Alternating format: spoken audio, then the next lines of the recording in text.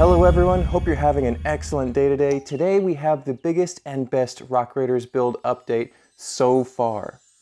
After over 8 months of building, the first about third of the planned scene is complete, and I have a lot more pressure to complete as much as possible since I'm planning on bringing this to a convention towards the end of August.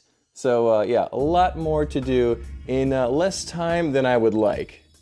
But I've still got about 2 months of time to complete as much gray rock work on the next level as possible, and I think even as it stands right now, this is worth seeing at a convention. This is some really special effects happening and combining with techniques. I'm really excited about it. But yeah, speaking of it, let's dive in and look at what's new since the last video.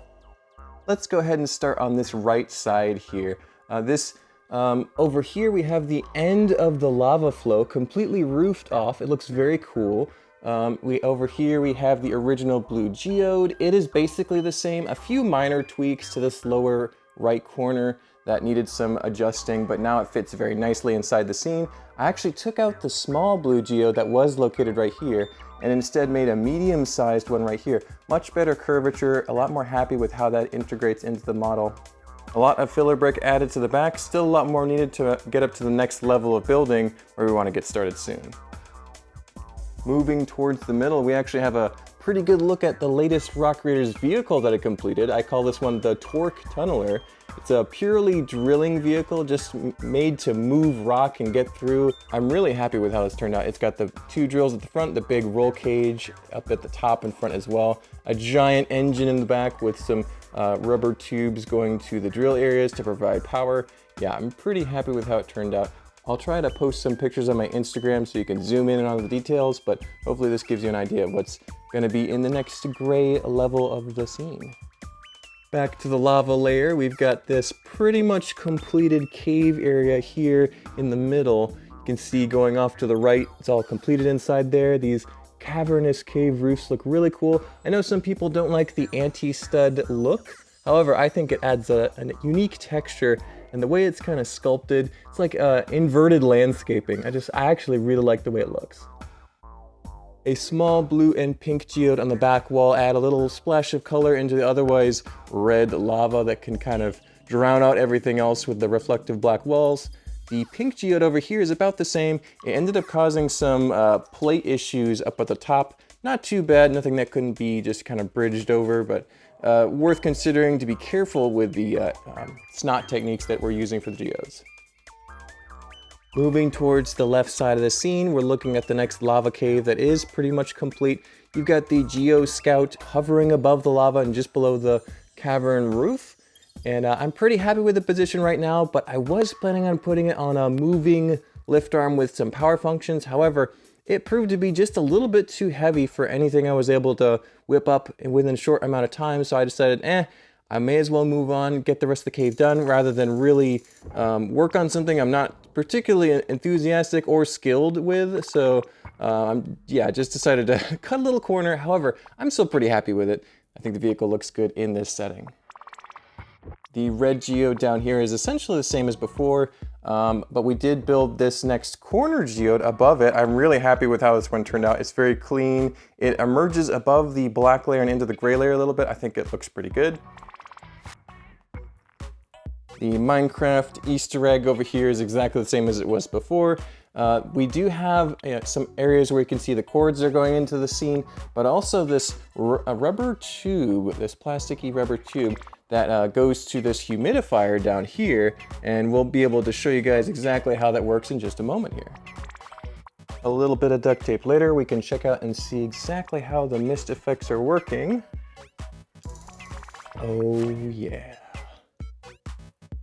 Look at that.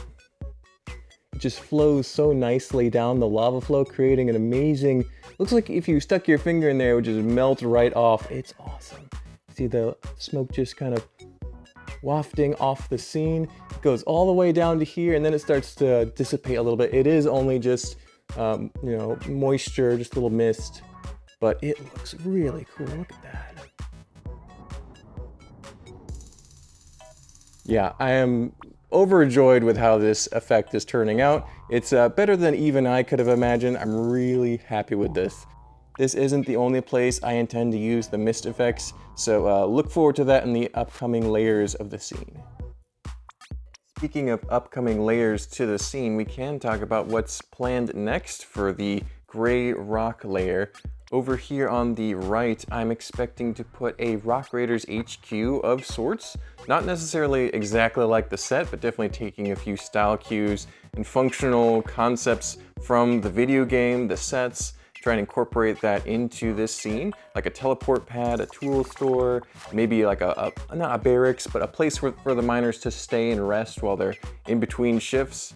Then over in the center of the scene, probably roughly above the pink geode, which is also fairly central, there will be a giant lime green geode. So the neon green energy crystals that are so iconic to Rock Raiders will be proudly on display in a huge geode. It should be as big as a dinner plate right in here. Very large, very well lit. I have a bunch of lights prepared specifically for it, so look forward to that. Over here on the left, it's a little more nebulous. I'm thinking of having a large cave area with some stalactites and stalagmites, maybe a little bit of a water feature, aka snot, transparent clear bricks, to create a still surface of like a cave lake above the lava lake would be kind of cool. I don't know, some kind of water, maybe even a little waterfall, maybe some mist effects incorporated there.